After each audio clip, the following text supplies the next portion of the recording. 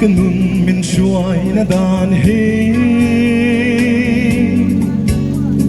ko vel dan meg dan zong an ni ma se kadan nung na min petu lang nge chu thang kanun kong min shuai tuan mang ai phố ăn mi xua kan ni asin kalali su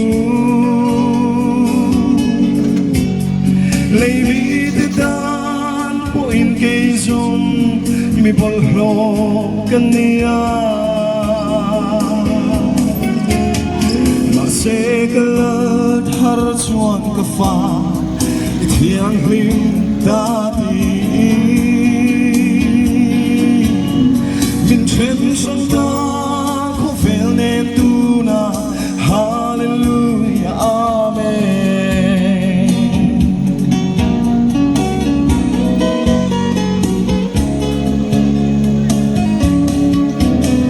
sak lo kan ni cây rong kalali su gặp thiên lung lê cái ngày tua rong po nang mani chia e cái gong khale ra isu min kai la kung ay na vang so vin lang nun ne email min mu tiro miswa kan ni asin kalali su lấy mi te dan po in cây zong mi bol lo kan ni a ma se kalat har chuan ka fa i thiang hlim ta ti min them san ta ko vel nen tu na hallelujah amen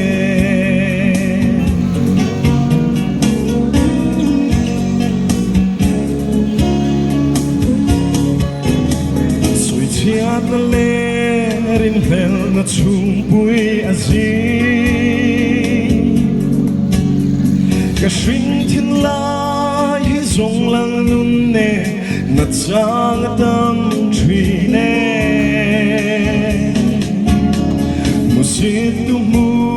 sit na ao o tam ma se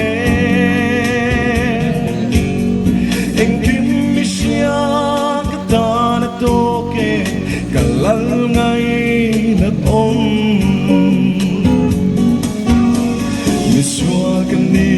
asin kalali su lấy đi te tan po in cây zong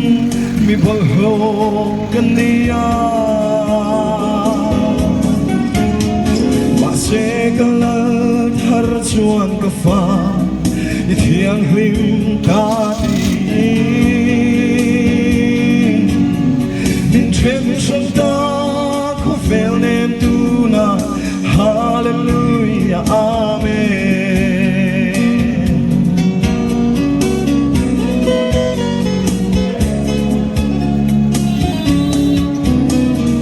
om tin reng tin min hoa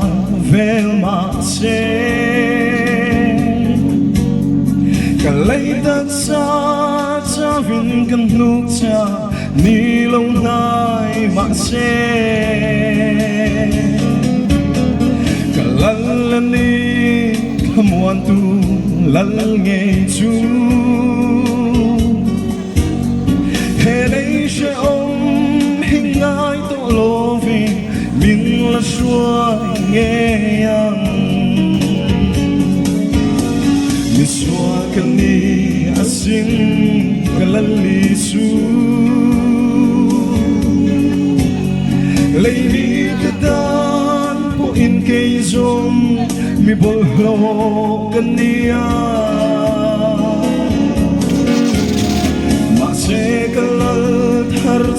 ka fa thiang ring ta ti